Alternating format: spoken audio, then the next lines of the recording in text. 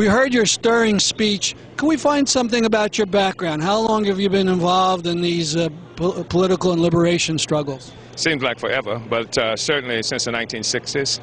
I was a member of the Student Nonviolent Coordinating Committee, and then was imprisoned in the state of Florida for snatching from the City Hall wall in St. Petersburg a 4x8 mural that had a racist caricature of African people there. I was sentenced to 5 years in prison. I ended up doing about 2.5 of those 5 years. When was this? This was in I was arrested for that in December of 1966. And so off and on, in prison, appeal, on bail, and back in prison, I did about a 2.5-year stint on that 5-year sentence. And then what other activities after that? And then following that, we organized a group called JOMO, the Junta Militant Organization, because of the assumptions that we made about the significance of the Mau Mau Rebellion in Kenya and the assumptions we made about the affiliation of Jomo Kenyatta at that time with that. It was a very popular movement. That's where our slogan Uhuru, in fact, came from, adopted from the Mau Mau. And subsequent to that, in 1972, we organized the African People's Socialist Party. The African People's Socialist Party is an organization that exists throughout this country, and in many ways it's in various other parts of the world, because coming out of the African People's Socialist Party, we also built the African Socialist International. We were key forces of that. So now we exist in places in West Africa, throughout Europe, in South America, in Colombia in particular, in the Bahamas, etc. So it's an international movement. Well, speaking of Africa, people don't really know much about what's going on there. And I mean, it's a huge continent, but what are some of the things that are happening? Well, it's a huge continent, but and it's extremely problematic that people don't know anything about what's happening there, especially when so much of what happens in this country has its foundation in an attack on Africa. My presence in this country is a consequence of an attack on Africa. It's not like 400 years ago, a group of us got together and said, hey, 400 years from now, there's going to be a need for basketball players in the United States. Let's get a jump on it. We were all kidnapped, and that kidnapping came as a part of an attack on Africa itself, and not just, by folk here, but from throughout Europe. Europe built itself as a consequence of that, and not just of that, but, the attack on the Americas that's responsible for the indigenous people here, many of them being decimated, and many of them in concentration camps that they call reservations now. Many of them actually wiped out in places like Haiti and some other places in the Americas. So the relationship that this country has to Africa stares us in the face every day. Every time we hear something about a problem in the so-called ghettos, every time we hear these crime statistics, every time we hear about the poverty, etc., the joblessness in these communities, we're looking at a consequence of an attack that was made on Africa some time ago. In Africa right now, we're living with the consequences of, as I mentioned, of that war, and it also resulted in Africa being carved up by Europe to serve its own purposes into these untenable entities that they currently call states and countries, etc. But they're there simply to facilitate the removal of wealth from Africa to various European entities, and now increasing into the United States and increasingly to other. So even though they're not colonies formally, you feel that the resources are still being exploited and so on? Yeah, it's not even a matter of a feeling. It's stuff that you can look at in terms of data, and the decisions are made for what happened in Africa. They're made in Paris, and they're made in London, and they're made here in Washington, D.C. So while there's not what people refer to as colonies, indeed there are colonies. They're just referred to as neo-colonies, new colonies, as characterized by Kwame Nkrumah, who was one of the magnificent leaders in Africa, who was overthrown in 1966 by the Lyndon Baines Johnson government, the great liberal here. And Africa has suffered not only as a consequence of the borders, but the fact that it cannot unite, it cannot have access to all of its resources because those resources are maintained within these borders that service different European and U.S. entities as opposed to African people itself.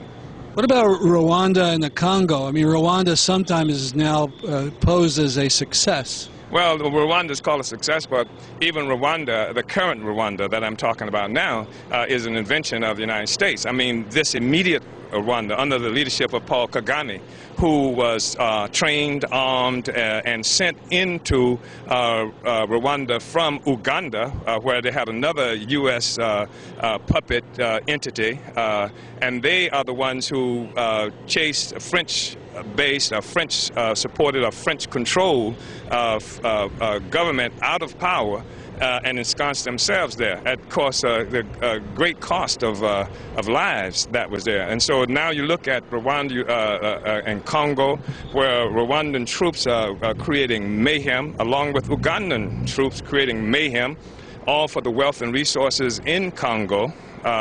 And of course, even the guy in Congo owes his allegiance and his ability to be in power to the U.S. government as well. So Africa and Congo, of course, is an extraordinarily rich, wealthy entity. I mean, so many mineral resources come from Congo, including coltan, which is central to the development of cell phones and computers and other things. That's a central mineral for that. And 88% of the world's coltan comes right there from Congo. And so you have these proxy wars in the interest of various European and U.S. forces wreaking havoc over the lives of African people. And because they are proxy wars and they are invisible hands, the U.S. and the imperialists can say, look, black people are incapable of governing themselves. And even the situation that you see happening in Sudan, where you have Darfur is this profound issue that you hear so much about, Darfur. And of course things are bad in Darfur as they are in all of Africa. But how can you compare what's happening in Darfur to what's happening in Congo, where from 6 to 8 million Africans have died since 1998 because of this internecine warfare that's fought in the interest of Europe. And of course the reason you can do that is because the U.S. is engaged in a contest with China for oil in Sudan, and they need world opinion to say, go send troops into Darfur so that they can get a stranglehold, foothold there to take those resources. Let me talk about Black is Back. Mm-hmm. Why was that organization founded, and what does that mean that Black is back? Well, and one of the things it means, I think that's most important, is that we recognize that Barack Hussein Obama is not a representative from this community, from the black community. And unfortunately, more and more, he reveals that to the entire world, that he is not, that he has no historical basis there, and it challenges this whole notion of a post-racial America, that end of black politics as has been sometimes characterized. And so Black is Back, to say that notwithstanding Obama, who is an apologist for imperialists, etc., who challenges the whole tradition of black progressive politic, anti-war, peace, social justice, notwithstanding that, that Black is back and we can speak for ourselves. And we felt like it was extremely necessary not only to try and galvanize the black community, but also to intervene in what has caused itself an anti-war or peace movement, so that it can deal with issues that are critical to what's happening right here in this country and in the African world, like Haiti and like Congo and other places that we're talking about, because they don't get addressed normally in anti-war mobilization, and certainly not the millions of the more than 1 million Africans in prison, and certainly not the political prisoners, people who laid their lives on the line so there could be a Barack Obama who are rotting in prison cells. So we felt like it was absolutely necessary to do that, and also we felt that it gives, for black people to do that, it gives permission to other people with good instincts to say that there's something rotten in Amsterdam, that something is wrong, you know, with this guy Barack Hussein Obama. He's a fraud. He works for imperialism, and they can do that without, I think, without having to be fearful of offending all the black people once they do that. We heard that you're having a rally soon, If people are interested in getting a hold of Black is Back, is there a website or a phone number? There is a website, blackisbackcoalition.org. That's the best way, blackisbackcoalition.org. And that mobilization is going to be on November 13th, right here in Washington, D.C.